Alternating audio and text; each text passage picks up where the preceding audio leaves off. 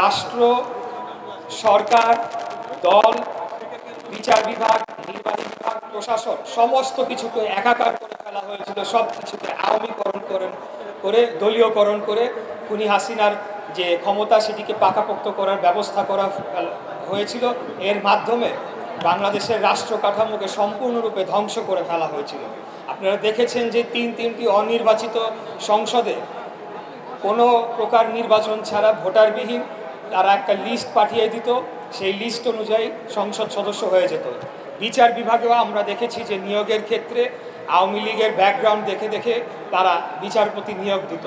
এবং প্রশাসনে তো সম্পূর্ণরূপে, সেটা পুলিশ প্রশাসন থেকে শুরু করে সিভিল প্রশাসন বলেন, সব ক্ষেত্রে তারা আওয়ামীকরণ করেছে এবং ছাত্রলীগ, যুবলীগ ব্যাকগ্রাউন্ড দেখে দেখে তারা নিয়ে এসেছে। এর মাধ্যমে এই যে আমাদের যে রাষ্ট্র এবং সরকার ব্যবস্থা, সেটির মধ্যে যে একটা পার্থক্য রয়েছে, একটি রাষ্ট্র একটা স্থায়ী একটা সত্তা, সেখানে একটি জনগোষ্ঠী থাকে, এটা একটা স্থায়ী একটা সত্তা।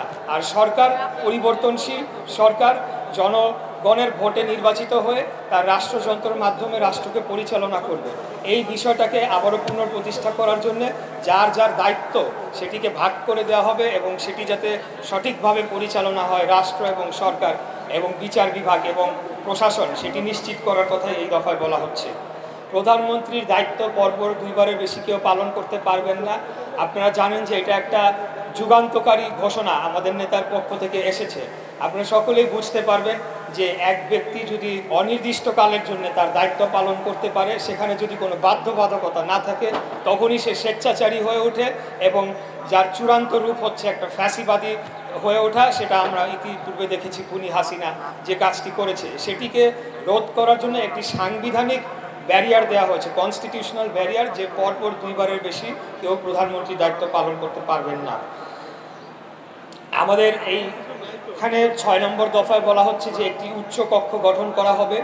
আপনারা জানেন যে বাংলাদেশে অনেক জ্ঞানী গুণী ব্যক্তিরা রয়েছেন বিভিন্ন ক্ষেত্রে, সেটি শিক্ষাবিদ হতে পারে, সেটা সাংস্কৃতিক জগতে হতে পারে, সেটা অন্যান্য যে কোনো সেক্টরে অনেকেই জ্ঞানীগুণী ব্যক্তিরা রয়েছেন, যারা আসলে বাংলাদেশের প্রচলিত রাজনীতি করে দলীয় মনোনয়ন নিয়ে নির্বাচন করে সংসদে যাওয়া তাদের পক্ষে সম্ভব হয়ে ওঠে না।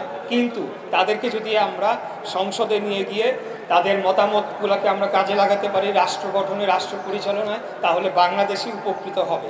সেটি এখানে বলা হচ্ছে যে যুক্তরাজ্যে যে ওয়েস্টমিনিস্টারিয়াল গভর্নমেন্ট যেভাবে রয়েছে, আপার হাউস, লোয়ার হাউস, যেটি একটি সাধারণ সভা, সেখানে সরাসরি মানুষের ভোটে নির্বাচিত সংসদ সদস্যরা থাকবেন এবং একটি আপার হাউস বা উচ্চকক্ষ থাকবে, সেখানে এই বিশিষ্টজনদের, বিশিষ্ট ব্যক্তিদেরকে নিয়ে আসা হবে। তারা রাষ্ট্র পরিচালনায় মতামত রাখবে এবং ভূমিকা রাখবে এবং যে কোনো সংসদে উত্থাপিত বিলে তাদের যে অভিজ্ঞ এবং তাদের দক্ষ মতামত রাখার মাধ্যমে বাংলাদেশ রাষ্ট্রকে এগিয়ে নিয়ে যাবে, সেটি এই দফায় বলা হচ্ছে। সংবিধানের 70 অনুচ্ছেদ, এটি একটি বহুল আলোচিত বিষয়।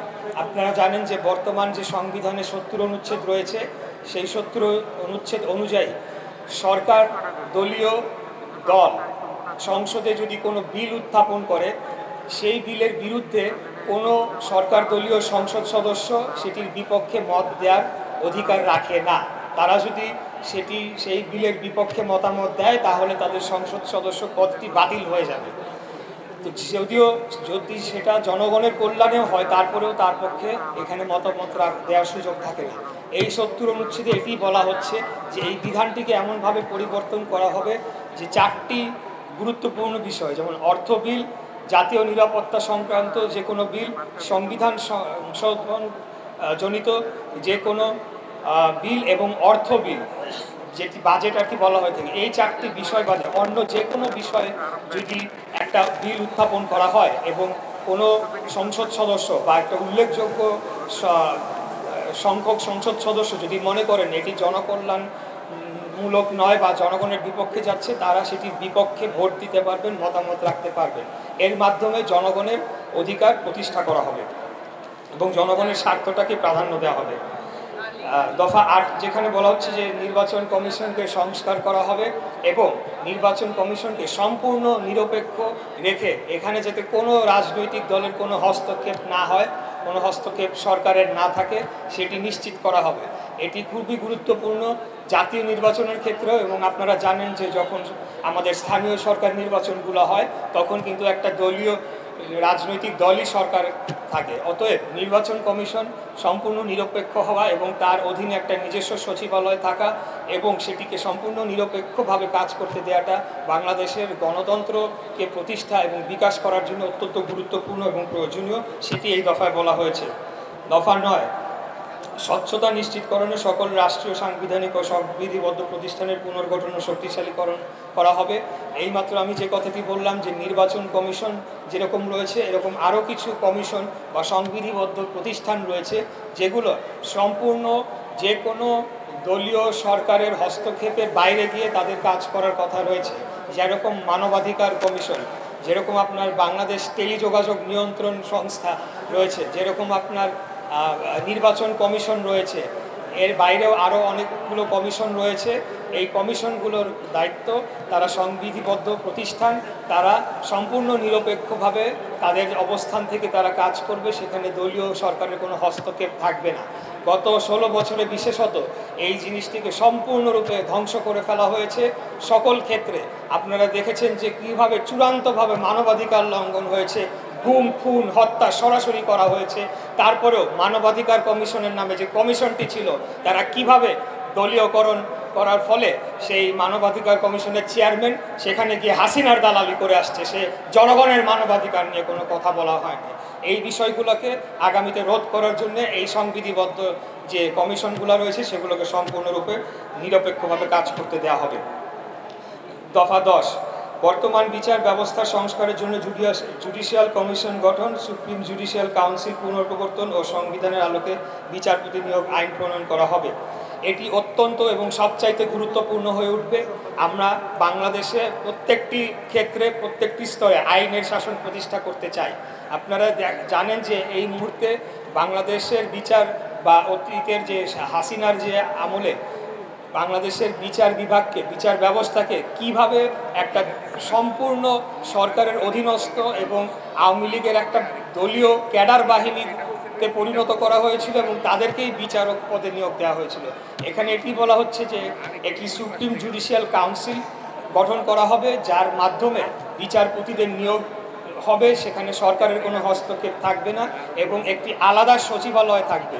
আপনারা ইতিপূর্বে দেখেছেন যে আইন মন্ত্রণালয় নামের যে মন্ত্রণালয়টি রয়েছে তারাই বিচারপতিদের নিয়োগ এবং বদলি ক্ষেত্রে তাদের করে থাকে বিধায় সরকারের একটা সরাসরি হস্তক্ষেপের জায়গা সেখানে তৈরি হয়েছিল এবং এমনও দেখা গিয়েছে যে আইনমন্ত্রী বা আইন সচিব নিজেই ফোন করে বলে দিত যে এই রায় এইভাবে দিতে হবে, ওই রায় সেভাবে দিতে হবে, বিএনপির লোকদেরকে এইভাবে শায়েস্তা করতে হবে। সেই জিনিসগুলো যাতে আগামীতে পুনরাবৃত্তি না ঘটে সেই জন্য সুপ্রিম জুডিশিয়াল কাউন্সিলের মাধ্যমে এটি করা হবে এবং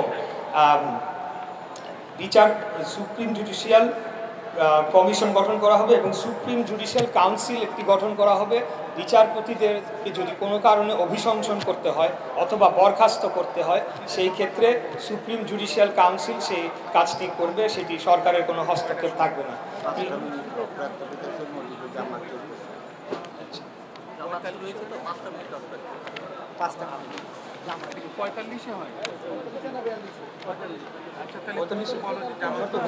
আমার তো হয়ে গেছে, আমার তো 2 মিনিট লাগবে।